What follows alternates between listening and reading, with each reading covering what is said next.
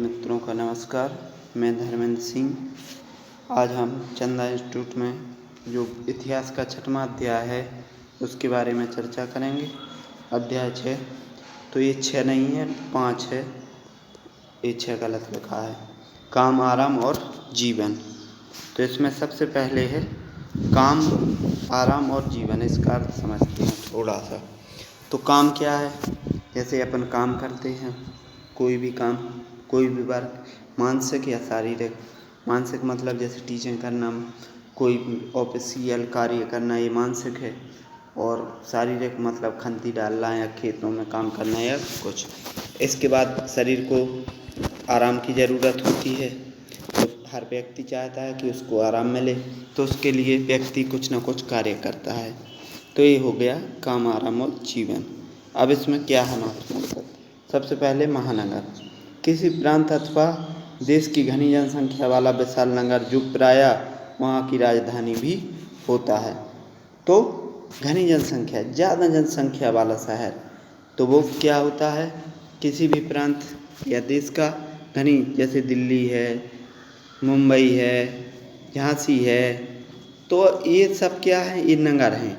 तो जैसे जो ज़्यादा बड़ा हो गया, जैसे दिल्ली है, मुंबई है, चेन्नई है, बंगलोर है, ये सब महानगर हो जाते हैं। और जो ऐसा हो जाता है वो नगर कहलाते हैं। तो नगर और महानगर। इसके बाद है शहरीकरण।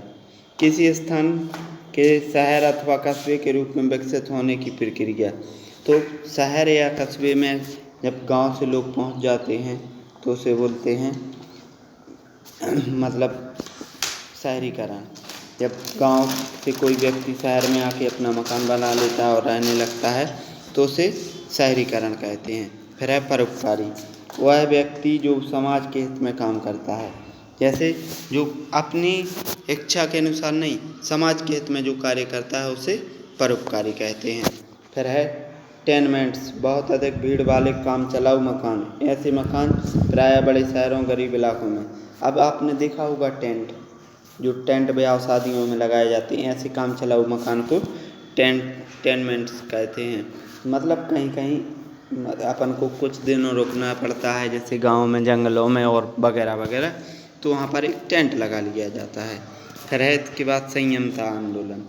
इस आंदोलन के मुख्यतः कामकाजी लोगों में शराब का उपयोग कम करने पर बल दिया जाता था।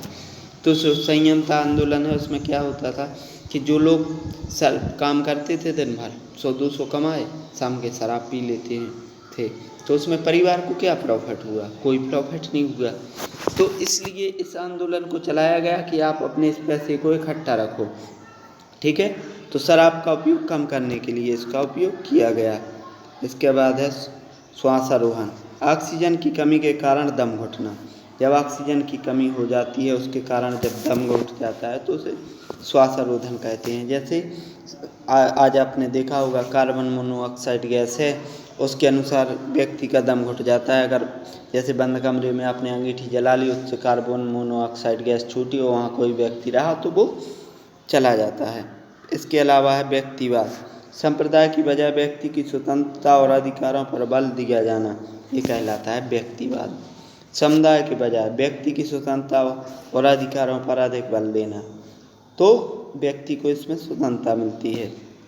फिर है बोरेनहोम्समान, एक वास्तुकार था जिसने नेपोलियन तृतीय के शासनकाल में फ्रांस में एक अति सुंदर शहर का रूप दिया था। तो बैरोन हॉम्सन कौन था? एक वास्तुकार जिसने नेपोलियन तृतीय के शासनकाल में फ्रांस में एक अति सुंदर शहर का रूप दिया था। फिर है प्रेसिडेंसी शहर। ब्रिटिश शासन के अधीन मुंबई, बंगाल, मद्रास आदि प्रेसिडेंटी शहर थे, क्योंकि ये प्रेसिडेंटी की राजधानियाँ थीं। तो ये है प्रेसिडेंटी शहर। फिर है भूमि विकास। दलदली अथवा डूबी हुई जमीन को रहने या खेती करने या अन्य किसी काम के लायक बनाना, ये कहलाता है भूमि विकास। फिर है धुआं निरोध कानून। कलकत्ता भारत का पहला शहर था जहां धुआं निरोधक कानून पारित किया गया है। इसके अलावा इसके बाद है बॉम्बे इम्प्रूवमेंट ट्रस्ट की स्थापना 1898 में हुई थी। फिर है 13 बगीचों का शहर की अवधारणा वास्तुकार व योजनाकार एम डेंजर हॉरर ने प्रस्तुत की। 14 ब्रिटेन के 2 प्रारंभिक औद्योगिक नगर लीड्स और मैनचेस्टर थे। तो इस तरह से आपका ये पाठ पूरा होगा। सभी मित्रों का नमस्कार। ज़्यादा से ज़्यादा शेयर करें, लाइक करें और सब्सक्राइब करें, जिससे आगे आने वाले वीडियो की नोटिफिकेशन आपको मिलती रहे।